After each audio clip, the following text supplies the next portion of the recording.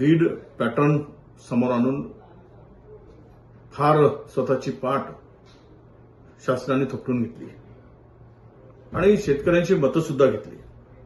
हा बीड पॅटर्न 1 रुपयात विमा काढून देण्याचा आला कुठून? त्याचं उगमस्थान काय?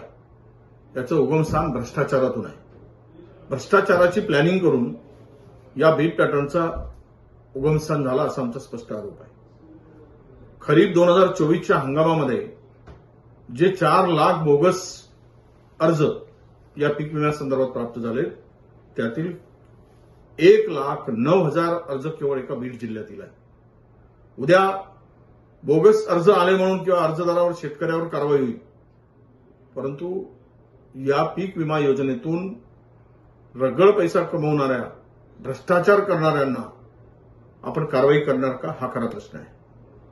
खरं म्हणजे हे वादग्रस्त कृषी मंत्री होते काय, धनंजय मुंडे नावाचे ग्रस्त यांनी जे आतापर्यंत योजना आणल्या त्या सगळ्या योजनांना भ्रष्टाचाराची झालर आहे। मुळात पहिला प्रश्न येतो की त्यांनी खरेदीमध्ये जो काही गोंधळ घातला आणि माननीय उच्च न्यायालयाने डीबीटी योजना बंद करून त्यांनी त्यामध्ये जवळपास 105 कोटी रुपये बोगस खात्यामध्ये टाकून स्वतः कमाई केल्याचा आरोप सर्वत्र होत आहे।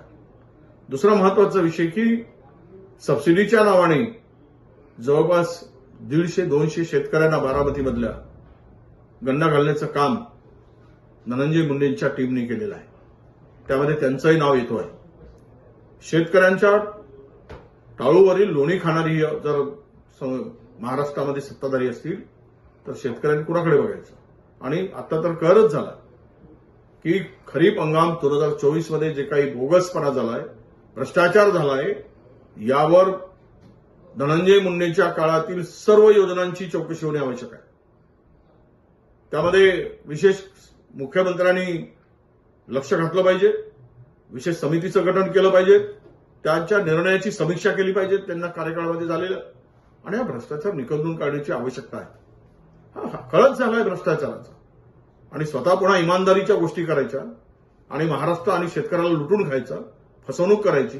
आम्ही लातूरचा पॅटर्न जो नवीन किंवा शिक्षणाच्या संदर्भातला जो पॅटर्न होता तो आम्ही ऐकला होता, त्याची वाहवा झाली, पण हा बीडमधला पॅटर्न मात्र पीक विम्याचा हा भ्रष्टाचारातून निर्माण झालेला पॅटर्न आहे आणि केवळ भ्रष्टाचार करवण्यासाठी हे केलं गेलं आहे असा आमचा स्पष्टपणे आरोप आहे। आणि म्हणून या सर्व प्रकरणाची चौकशी व्हावी, शेतकऱ्याला